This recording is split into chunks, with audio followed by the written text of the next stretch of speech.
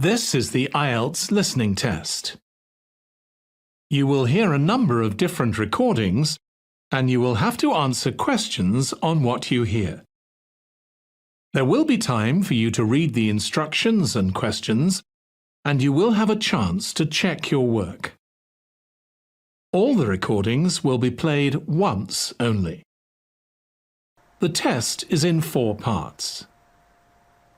At the end of the test, you will be given 10 minutes to transfer your answers to the answer sheet. Now turn to Part 1.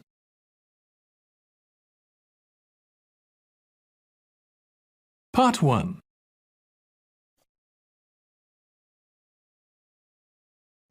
You will hear a woman asking a sales assistant about insurance policies. Before you listen again, you have 30 seconds to read questions 1 to 6.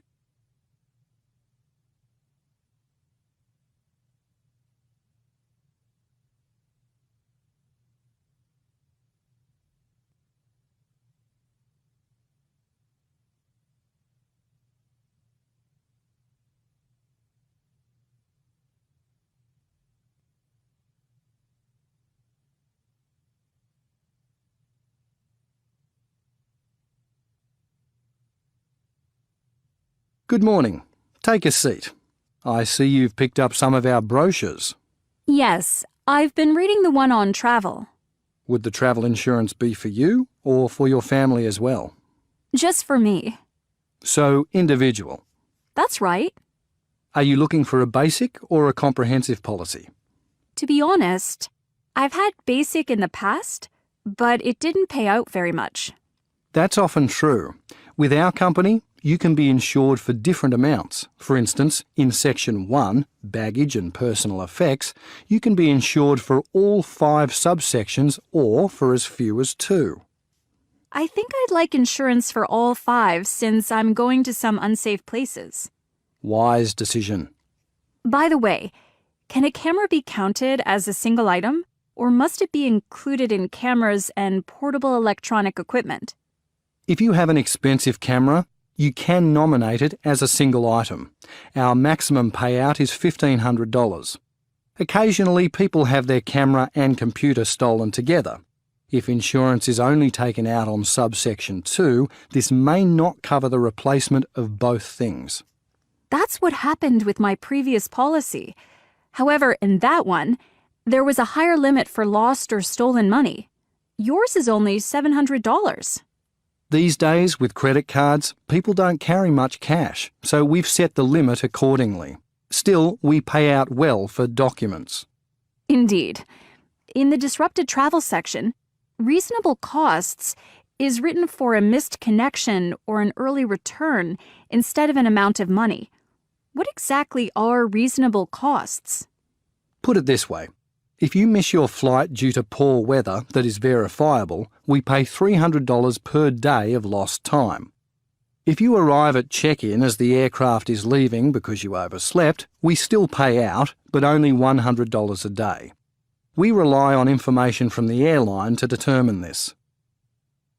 Before you listen to the rest of the conversation, you have 30 seconds to read questions 7 to 10.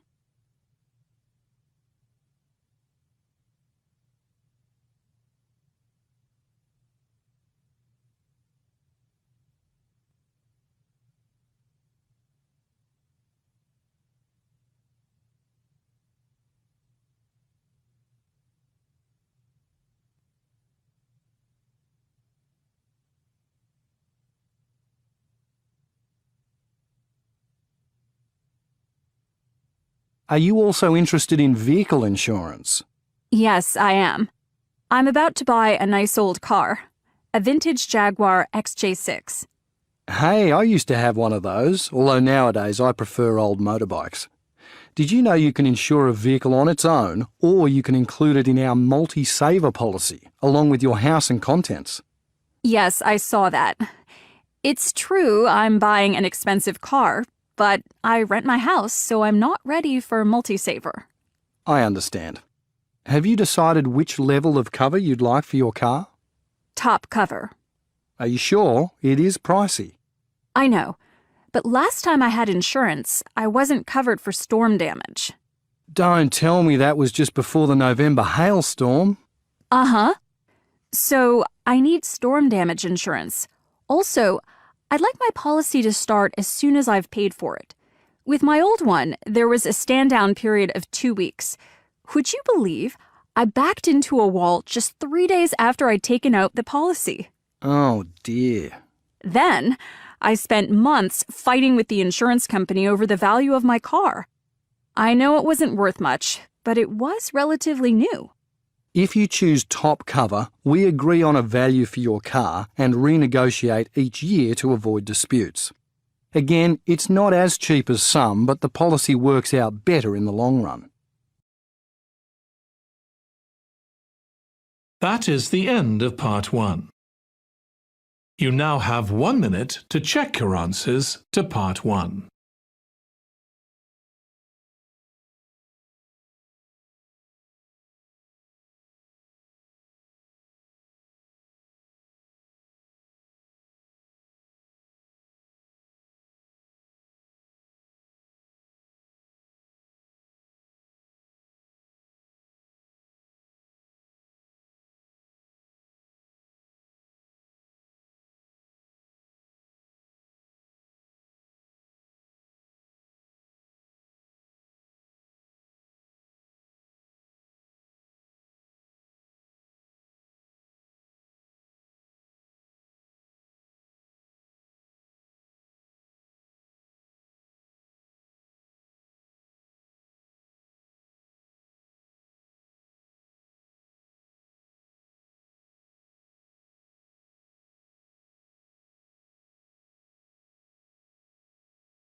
Part 2.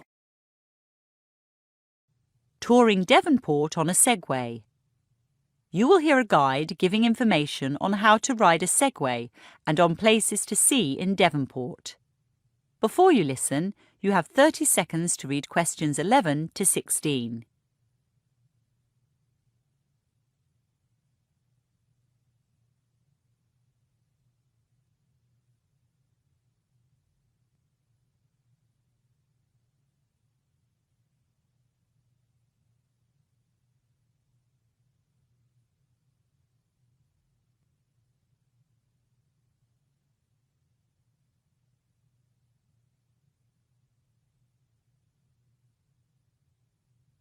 Hi folks.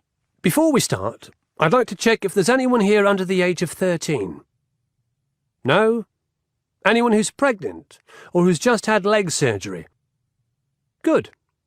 Our company isn't insured for these users. Now, I can see you're all eyeing your Segways with interest. They're curious beasts, aren't they? Battery-driven, two-wheeled vehicles often used in crowd control or postal delivery. I'll be giving detailed operating instructions in a moment, and then I'll outline our route. In 2.5 hours, we won't see everything in Devonport, but we'll take in much more than if we were on foot. In fact, the maximum speed of a Segway is 18 kilometres per hour. Righto! Safety gear. Here are your helmets. Please keep them on while riding. I hope you're wearing flat enclosed shoes as well. Actually, you can operate a Segway in any footwear, but our company insists on sturdy shoes because we explore tunnels and walk around rocks at North Head. So, riding a Segway is marvellously easy once you know how. It's important not to think of a Segway as similar to a bicycle or a scooter, since a Segway rider barely needs to exert energy to move. This concept of movement with minimal exertion seems foreign to some beginners, and most mishaps are the result of riders jerking backwards and losing their balance. Another mistake learners make is to hop off a Segway when they've stopped. But a Segway is as steady when stationary as when in motion, so don't dismount unless there's a place you can't ride into, like the tunnels in North Head or the French Café, where we end our tour. A Segway is also robust. It's quite light at 36 kilograms, and its low centre of gravity and wide tyres mean it can handle many different surfaces. In fact, I've been in the snow with mine. However, a Segway does have a delicate internal mechanism. It contains a gyroscope, a device that's constantly moving to keep itself and you upright. OK. Using the controls. The first thing you'll notice is that there are hardly any. There's an on-off button and a screen indicating battery life and operational mode. We'll be using normal. So, let's turn on our segways. Now, hold the post upright and place one foot on the platform. Push the on-off button. You'll see the red lights rotating while the gyroscope is calibrating. When the lights turn green, release the kickstand and place both feet on the platform.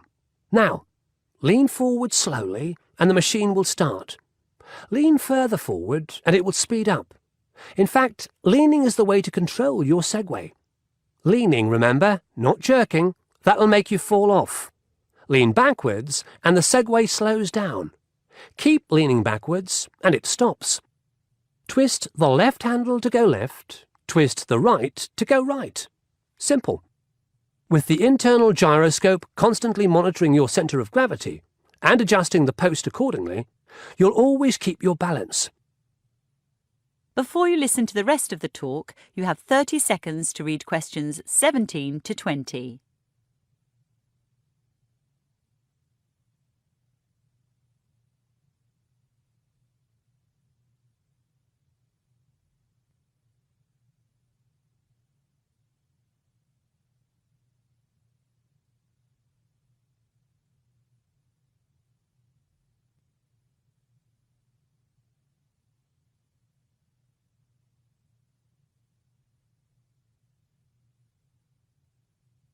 As I said earlier, we're in this lovely harbour suburb of Devonport for 2.5 hours, beginning at the wharf and ending up at the French Café.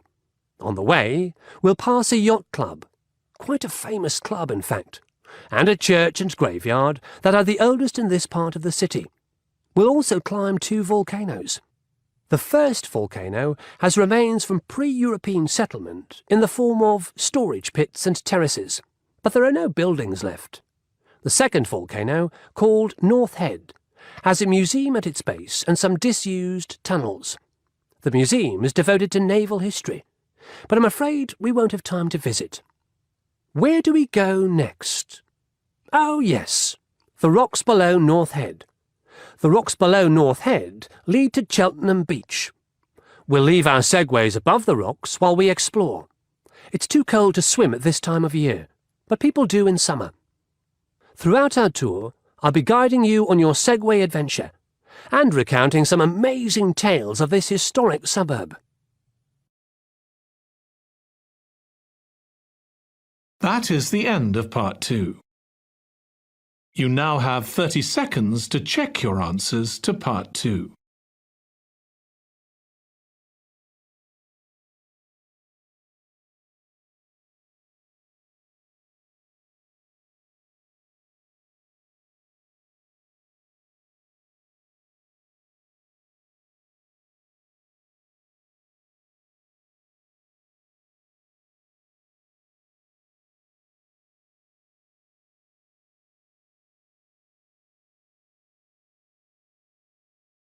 Part 3.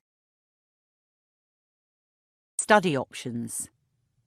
You will hear a professor talking to her student about his study options. Before you listen, you have 30 seconds to read questions 21 to 24.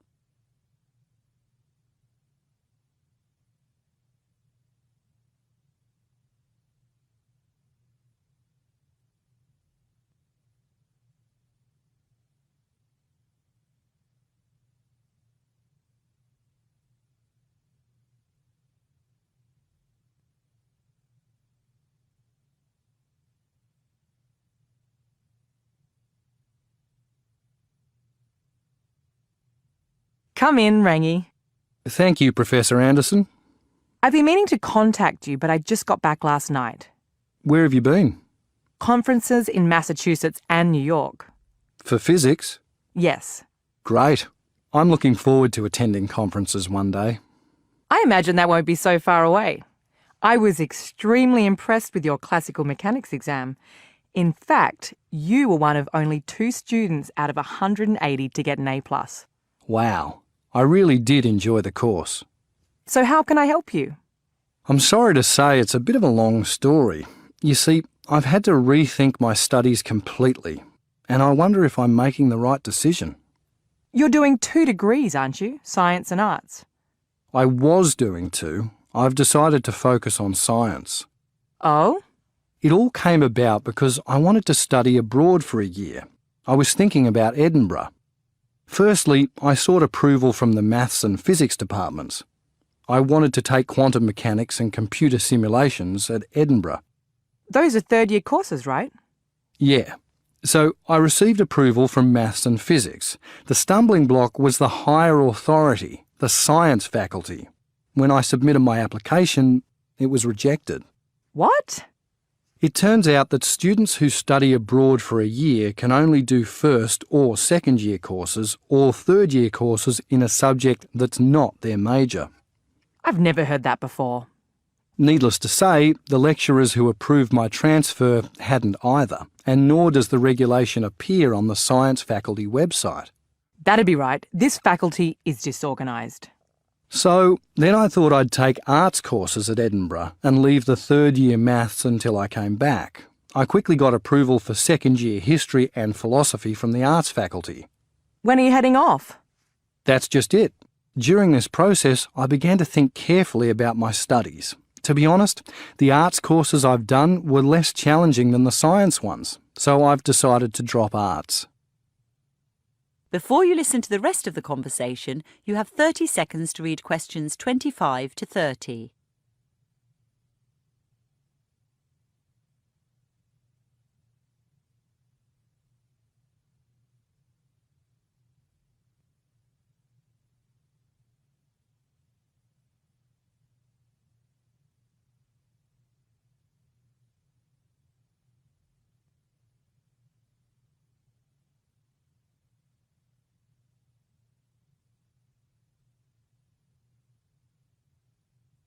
Where do I figure in all this? The first week after I'd made my decision, I felt fine. Without doing the arts courses, I could finish my science degree earlier. But this week, I've had some doubts. When I started the 2 degrees, lecturers in the science faculty assured me that these days scientists need a rounded education, which they get if they take some arts courses. I was even told I'd learn to write and think better if I did philosophy. I do think the claims made by some lecturers are dubious. Then there's the fact that now I'm going to be stuck here next year. I was so excited about going to Europe. It is disappointing to give that up. Still, the reason I wanted to contact you, Rangi, is that I'm looking for students to work 6 hours a week in my lab. It's paid work, not highly paid, but probably better than I'm working in a bar. Also, we've just bought a new laser, which you'd learn to use. That sounds excellent. As to going abroad, why not do your postgraduate studies in the US? There's some amazing physics being done in Massachusetts. If you like, I can send you the papers from the conference. Thanks. Of course, I'd be sad to lose you if you did go abroad, but an A+ student like you has a very good chance of winning a major scholarship. Goodness, I've never even considered that. Personally, I think committing yourself to science is the way to go. Thanks, Professor Anderson. You've taken a load off my mind. Now I don't have to deal with Hegel or Leibniz. I've plenty of time to read those conference papers. That is the end of part 3. You now have 30 seconds to check your answers to part 3.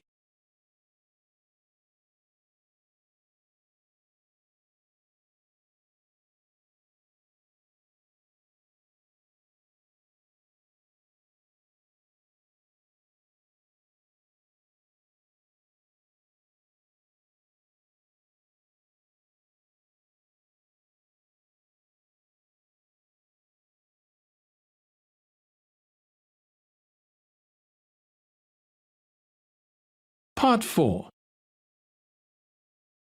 The Ugly Fruit Movement. You will hear a lecture on the ugly fruit movement as an effort to prevent food wastage. Before you listen, you have 45 seconds to read questions 31 to 40.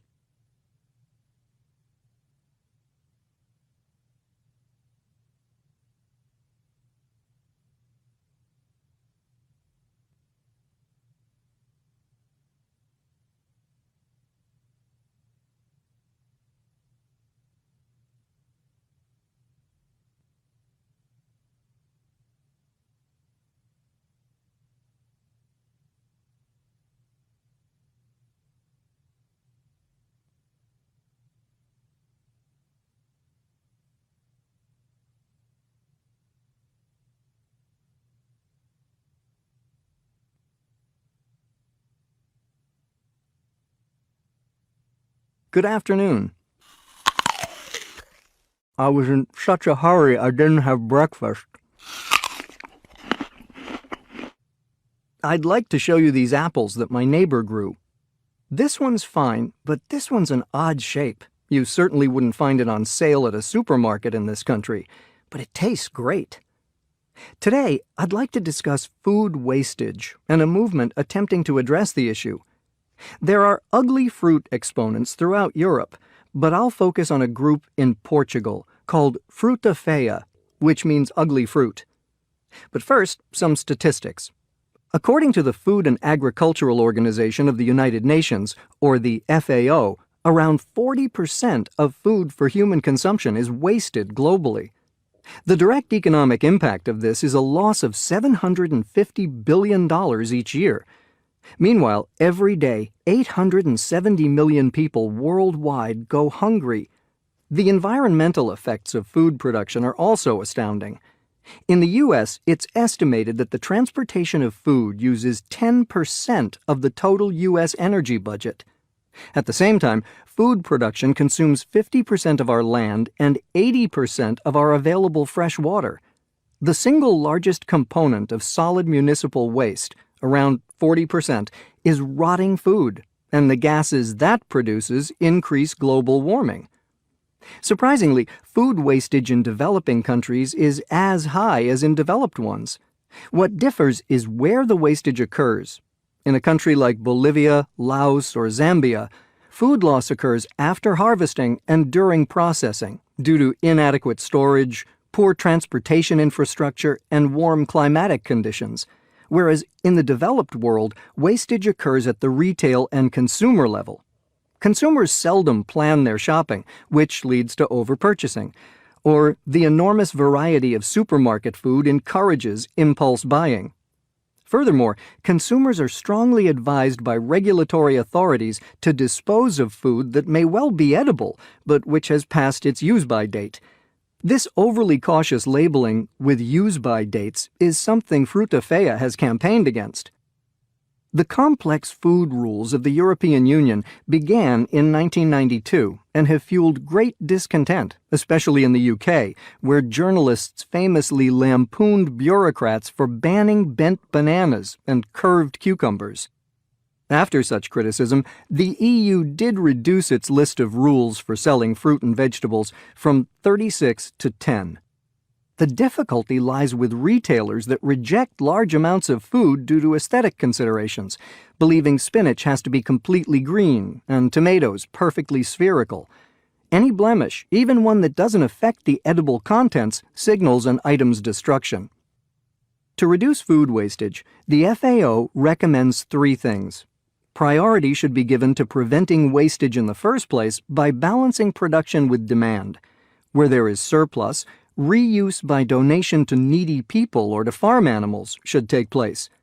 Lastly, if reuse is impossible, recycling and recovery should be pursued. Back to Portugal and Fruta Feia. Portugal, in Western Europe, is a developed nation of 10.5 million people. It joined the EU 30 years ago. In 2011, however, it was severely affected by a debt crisis, and its economy is still shaky. As a result of the debt crisis, unemployment is high, and hundreds of thousands of people have left the country. In these hard times, many Portuguese are hunting for bargains.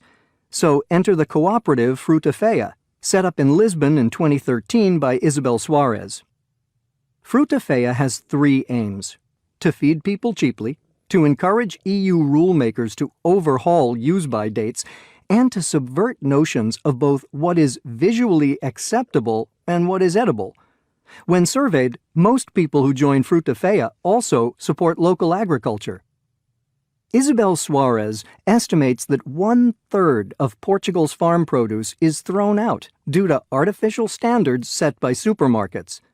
A farmer, Jose Diaz, who supplies Fruta Feia, said that from his annual production of tomatoes, 1/4 did not meet supermarket standards, so were dumped. Now, Fruta Feia buys his reject tomatoes at half the price he would sell them to a supermarket. Consequently, Fruta Fea's members also pay less for tomatoes than supermarket shoppers do. As to the myriad of regulations set by the EU, Fruta Fea does not contravene any. Its own produce is unlabeled and unpackaged. Despite this somewhat unglamorous look, it has sold more than 20 metric tons of food in Lisbon alone.